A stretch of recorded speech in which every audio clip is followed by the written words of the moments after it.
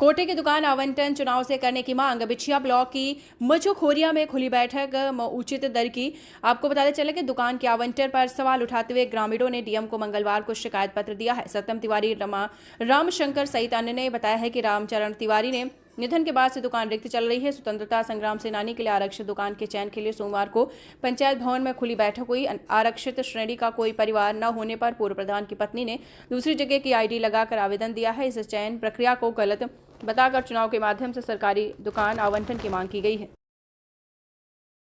नमस्कार दोस्तों, विजय 24/7 में आप सभी दर्शकों का मैं स्वागत करता हूं। जैसा कि जानकारी मिली थी, कल विकासखंड बिछिया के ग्राम सभा मछखुरिया में एक खुली बैठक, कोटे की खुली बैठक का आयोजन किया गया था, जिसमें से पहले भूतपूर्व सैनिक आरक्षित था। उसके बाद कई बार पेपर इधर उधर बदले, जैसा ग्रामीणों का कहना। बदलने के बाद कल खुली बैठक में ग्रामीणों ने काफी उग्र हुए। उनका कहना है कि हमारे गाँव में और पहले से ही भूतपूर्व है और हमारे ही गाँव में दिया जाए कि ना कि दूसरे किसी सदस्य है, जिसके तहत आज वो डीएम को इसकी शिकायत देने के लिए यहाँ पे आए हैं। और उन्होंने डीएम साहब से अपील की है कि जो कि मछकुरिया गांव में कोटेदारों की और भूतपूर्व लोग हैं, तो गांव में ही रहना चाहिए, ना कि बाहर जाए। आइए मैं उनसे बात करता हूँ और पूछता हूँ वो अपनी बात डीएम साहब से क्या बोला, क्या कहा है।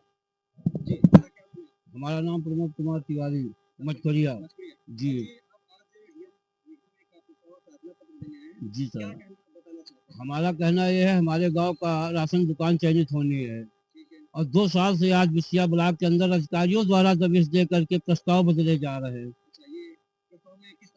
प्रस्ताव में पहले सैनिक के नाम होगा, फिर उसके नाम होगा, फिर आरक्षण होगा, फिर ये होगा, ये सब मतलब जोर जबरदस्ती करके अनिल के नाम हो जाए।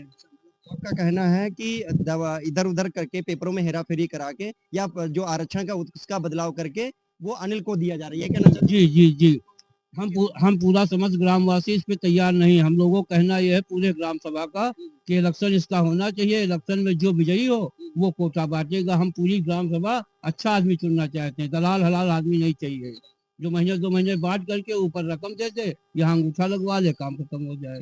क्या इससे जब 2 साल पहले जब कोटा चल रहा तो कौन चला रहा था, किसी कोटे में हुआ था? वो बाहर का था पहले, उससे उससे जब वो हुआ राशन सही दे रहा कि क्या सके? गलत दे रहा था, उसके बाद वो सब उससे हट गया। फिर पहले सोने गया राजकुमार सिंह के पास, अब रुपऊ में है। हाँ, अब रुपऊ मिलता है।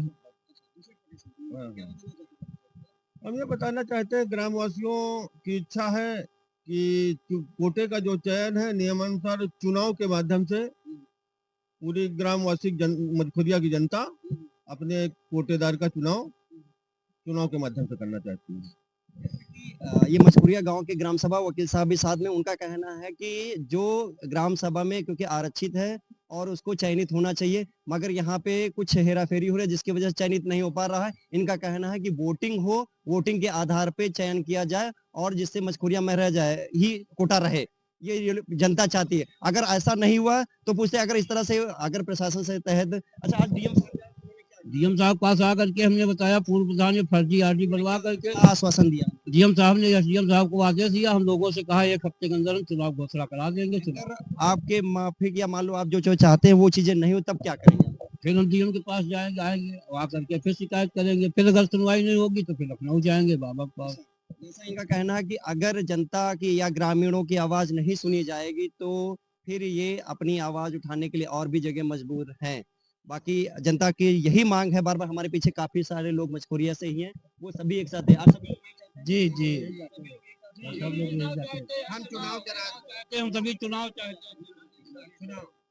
सभी जनता चाहते तो यही हम चाहते हैं कि हम मीडिया के माध्यम से अपने डीएम साहब और जो भी एडीएसओ जो भी हैं उन अधिकारियों को यही करना चाहते हैं कि जनता की आवाज को